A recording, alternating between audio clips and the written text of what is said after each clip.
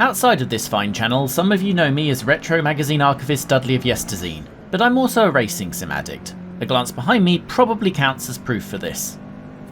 It's entirely possible I'll come to love Forza Motorsport, but its first hour leaves it a huge hole to climb out of in several ways, one of which I was a Google away from uninstalling the thing. It's a game that so far does not know who it's for. A nerd dump follows. The game starts with an enforced one-lap intro and the last 2 laps of a multi-class endurance race. And here's the first stumble. Multiple things about this suggest the game fundamentally misunderstands both endurance and multi-class motorsport in ways that are incredibly obvious to fans of either. Endurance races tend to be, at minimum, 4 hours long. If you pit for tyres with 2 laps of a 4-hour plus race to go, as the game makes you do, you have screwed up. In this instance, after 4+ hours, the entire field appears to be on the same lap. I went from 12th to 1st in 2 laps. In the real world, GT cars, what the non-racers will recognise as cars, are at least 15% slower than the space-age prototypes that win the races. In this Forza race, GT car AIs are way too quick and prototype ones way too slow, and the AI winner of this race is the real-world slowest car of the entire field. Which would be fine for a Need for Speed Test Drive the Crew or Grid game, of course, but this sets itself up as, and certainly advertises itself as, a celebration of motorsport, and it's just at the first hurdle acted like it simply doesn't understand that. Veterans of either motorsport or Forza will find themselves absolutely criminally frustrated by the hour-long tutorial mode too. Not only does it force you to do 3 laps of solo practice for each of the 3 or 4 lap races, it's doing so to teach you concepts that are trivial for anyone who has played a semi-serious sim game in the last 2 decades. And criminally tedious explanations of obvious concepts are presented in entirely unskippable audio. It will force you to listen to a full minute of explaining the concept of car performance numbers to a 5-year-old.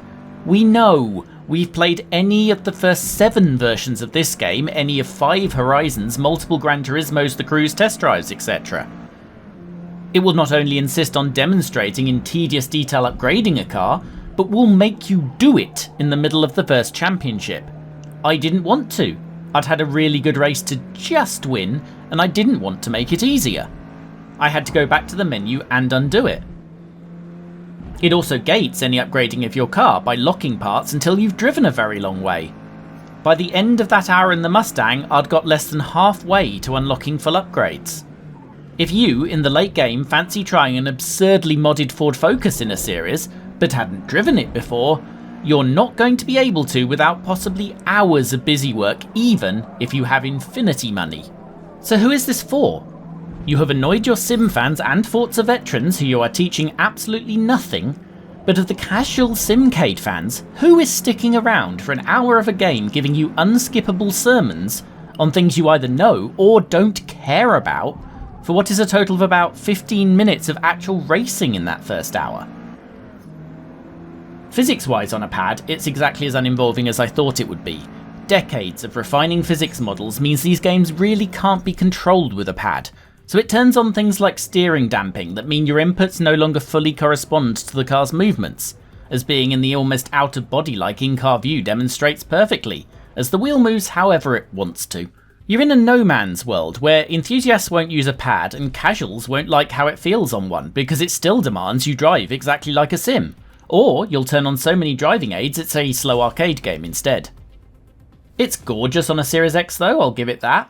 And this persisted when I relocated to my PC to try a wheel. There, the physics are a hell of a lot better, and it auto-detected my Fanatec just fine. It did though have force feedback clipping in those default settings. Audio friends, yes, it means effectively the same thing, which was disconcerting. I do like some things. On a wheel it drives much better. The penalty system tended to only penalise me when I deserved it. The risk-reward system for grid positions is an absolute genius stroke. You choose where you start, and the further back you are, the bigger bonus for finishing top 3. It contrasts wildly with Gran Turismo's "you're starting last of a long line of spaced out cars" bullshit. I briefly checked the first real championship, and the game still forces you to practice for every race. And that's the Google I mentioned at the start. Turns out you can skip it, but you have to let it load and start practice every time. Something I really hope they patch out.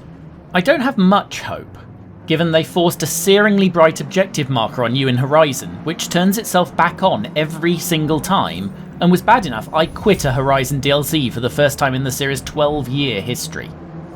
So again, who is this for? It's patronising its veterans, it's showing its arse to motor racing fanatics, but surely it's going to have bored everyone else senseless before they even get this far. Forza, and GT, have always had this problem of catering to sim and arcade fans while being neither. But this seems to have gone wildly towards both extremes in different parts of its design, and that doesn't solve the problem. Maybe I'll feel different in a few days and a few championships' time. But when I sit down at that PC, Assetto Corsa and Automobilista are going to call to me, both of which are better sims, and bizarrely both are games that put absolutely nothing between me and what I want to do. Go motor racing.